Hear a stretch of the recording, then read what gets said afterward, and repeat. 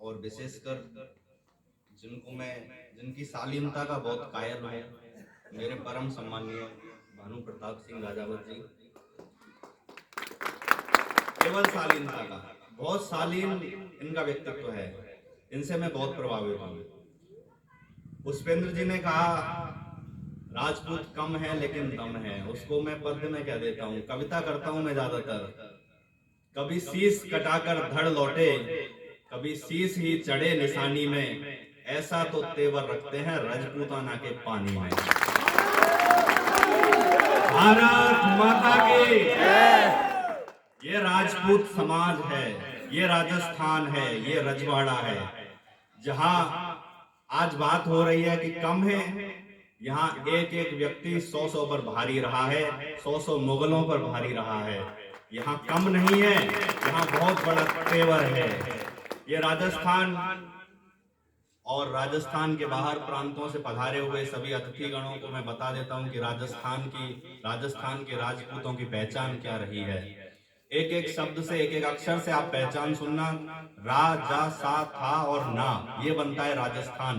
तो रा से राजपूत तेवर है, जा से जय हो एक लिंग की, सा से याद हमें आती है सांगा जैसे एक सिंह की, था से थाती पुरखों की जिसे दुर्ग सैकड़ों गाते हैं, और ना से नमन है वीरों को जिनसे हम जाने जाते हैं। ऐसे वीरों से राजस्थान की पहचान है। कुछ एक पंक्तियां और मैं समाज के बारे में सुना देता हूं।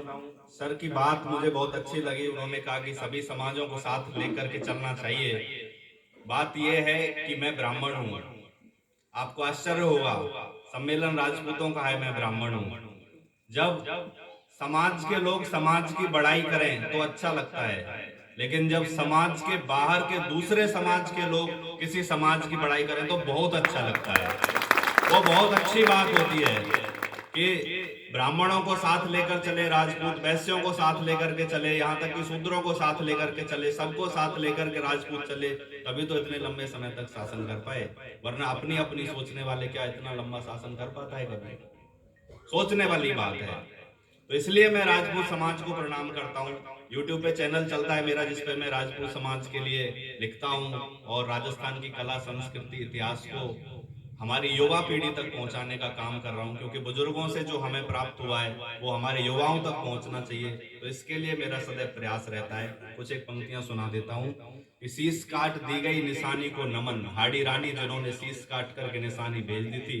रतन सिंह चूड़ावत सेनापति थे राज सिंह के, उनके लिए रणभूमि में जब युद्ध लड़ने गए थे रतन सिंह चूड़ावत, उनको याद आई रानी की, नवविवाहिता रानी थी, तो उन्होंने निशानी मांगी थी। रानी को लगा, मैं ये बताना चाहता हूं कि राजपूतों के ज्यादा तेवर वाली राजपूतानी होती है, छत्राणी कितनी वीर होती हैं कि मेरा पति जो है वो युद्ध कर रहा है और युद्ध में वो इस तरह से अगर उसे मेरी याद आती रही तो वो कैसे लड़ पाएगा। तो क्या किया छत्राणी ने, मेवाड़ राज के दरबारी उस रतन सिंह की रानी थी, रणभूमि से ही रतन सिंह ने मांगी कोई निशानी थी।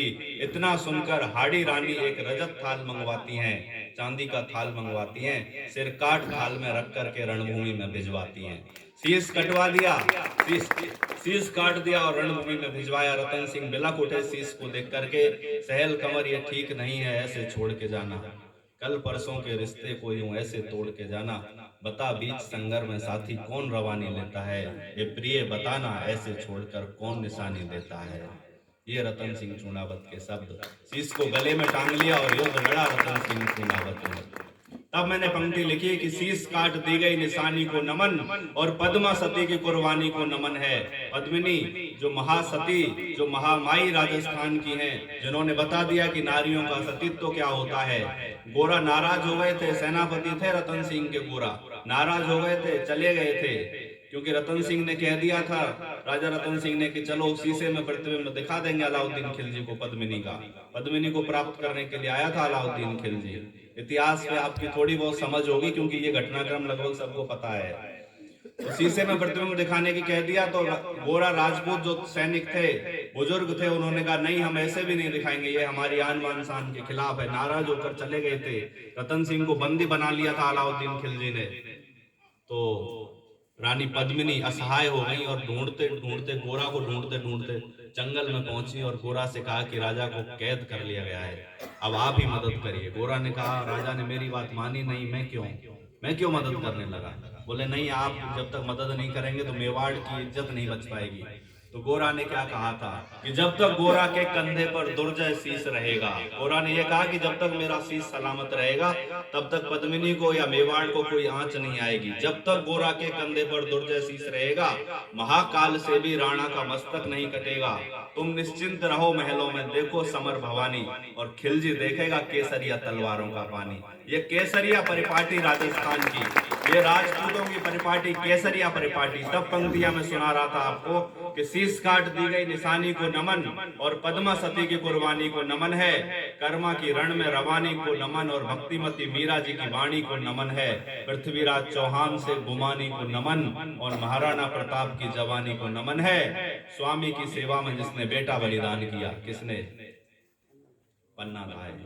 स्वामी की सेवा में जिसने बेटा बलिदान किया, ऐसी धाय पन्ना की कहानी को नमन है। और राजपूती शेरों की दहाड़ से जो गूंजती है, ऐसी रणभूमि हल्दी घाटी को नमन है। और जान का भी मोल नहीं मान के लिए जहां पर, ऐसी प्रण वाली इस माटी को नमन है, ऐसी प्रण वाली इस माटी को नमन है। मेरे लिए समय देने के लिए बहुत बहुत धन्यवाद। पंक्तियां बहुत हैं, बहुत सुना सकता हूं, लेकिन श्रृंखला भी बहुत लंबी है। आपका बहुत बहुत आभार, बहुत बहुत धन्यवाद।